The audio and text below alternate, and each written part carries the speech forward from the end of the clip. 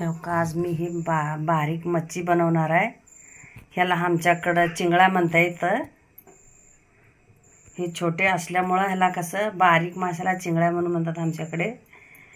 ह्याच्यासाठी मी हे टोमॅटो घेतलाय, हे कांदा घेतलाय, हे चिंच आहे,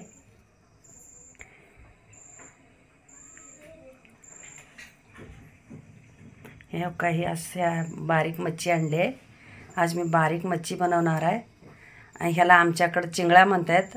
तुमच्याकडे काय म्हणतात ते कमेंटमध्ये मला सांगा। त्याच्यासाठी हे 2 टोमॅटो घेतले आणि हे 2 मध्यम आकाराचे कांदे चिरून घेतले। त्याच्यासाठी चिंच घेतले भिजत घालून। हे बघा मी तेल टाकून घेते। कढई गरम झाली आहे, कढई तापत ठेवलं होतं, गरम झाली कढई। तेल कसं कमी जास्ती आपल्या आपल्या आवडीप्रमाणे घालायचं का, कोणाला जास्त आवडतं कोणाला कमी आवडतं। म्हणजे ह्या भाज्यांना थोडं कमी जास्ती तेल असलं तरीच भाज्या पण चमचमीत लागतात चांगल्या। आता हे जिरे टाकून घेते, आता हे कांदा टाकून घेते। चांगला कांदा परतून घेऊया आपण आता, मस्त लाल होईपर्यंत।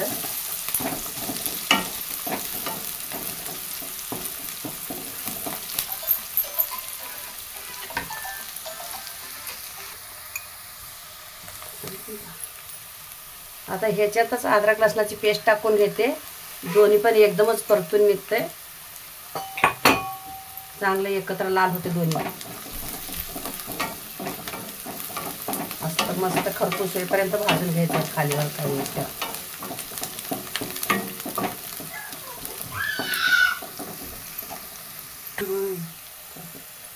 चला आपलं कांदा परतून झालाय। कसा आहे कांदा नवीन आहे त्याच्यामुळं किती परतलं तरी पण ते तसाच दिसते, कांद्याचा कलर बदलत नाही। आता हे टोमॅटो टाकून घेते।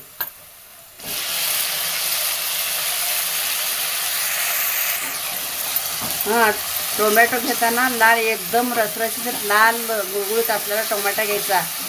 एकदम असं हिरवटपैकी घ्यायचं नाही। हिरवट निबरट असलं घेतलं ना मग ते चांगलं मऊ पण होत नाही आणि त्याची ग्रेव्ही पण होत नाही आतमध्ये। चांगलं मस्त ग्रेव्ही आपल्याला पाहिजे असेल तर असं मऊ मऊ गुळगुळीत झालेला टमाटा घ्यायचा लालसर बघून।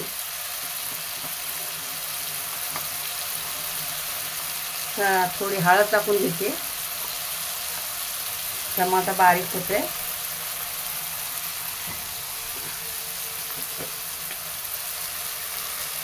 मीठ टाकून घेते,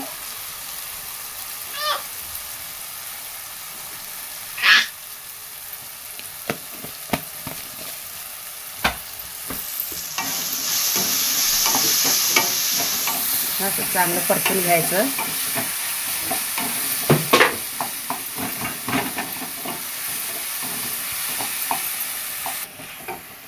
झाकण ठेवून 1-2 मिनिट असं त्याला वाफ द्या। 2 मिनिट वाफ देऊन घेतलं ना टोमॅटो मऊ होते एकदम आपोआप। चला आपलं टोमॅटो मऊ झालंय, तर तिखट टाकून घेते मग त्याच्यात। हे बघा हे काश्मीरी लाल तिखट आहे, 1 चमचा टाकून घेते। आणि हे घरचा आपला काळा मसाला आहे, कांदा लसूण मसाला। तुमच्याकडे जे असेल ते तुम्ही टाकून घेऊ शकता।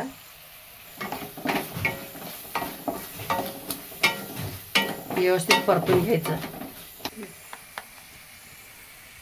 हे बघा हे पाव चमचा धना पावडर टाकून घेते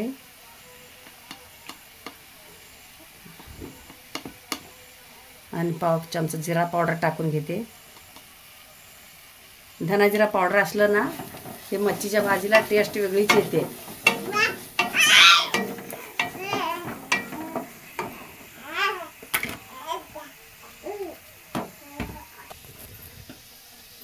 चांगलं मस्त तेल सुटेपर्यंत परतून घ्यायचं। हे बघा आता तेल सुटल्याला चांगलं।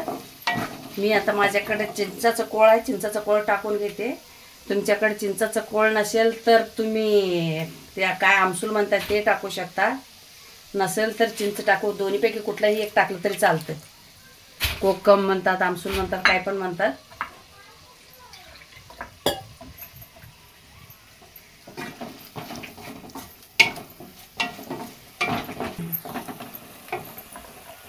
हे चिंचचं कोळ टाकलं ना, भाजी आंबूस चवीला चांगली लागते खायला.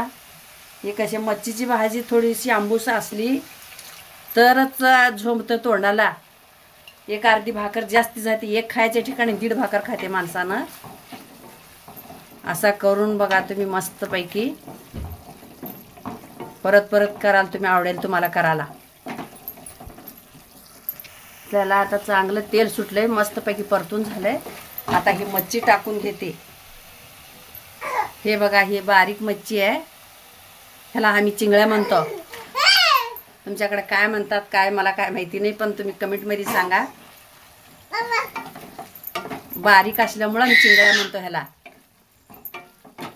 खायला मस्त गवारीच्या शेंगा लागल्यासारखं लागतं. काटा बिटा नसतो, काय नसतं ह्याच्यामध्ये. लहान मुलं सुद्धा आवडीनं खातात. हे तिखट कमी टाकून तुम्ही केलं तर, थोडंसं आंबट तोंड करून टाकलं तर मस्त लागतं खायला. चवीला तर इतकं भारी लागतं, मस्त. करता करताच माझ्या तोंडाला पाणी सुटतंय मस्तपैकी. आताच किती भाकरी खाव, 2 खाव का 4 खाव असं झालंय मला.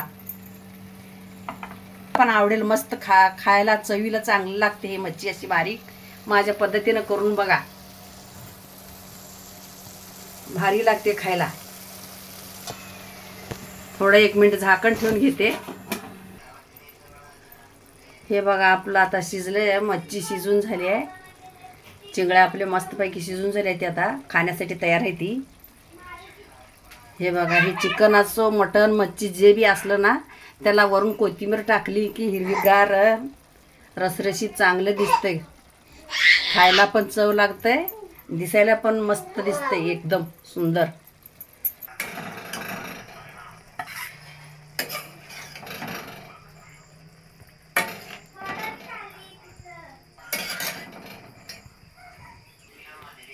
हे बघा, आता तयार आहे खाण्यासाठी.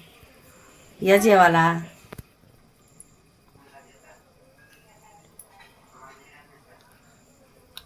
मस्त झालं, टेस्टी एकदम छान भारी. या पद्धतीने एकदा करून बघा. आवडली तर कमेंटमध्ये सांगायला विसरू नका. असं करून बघा. धन्यवाद.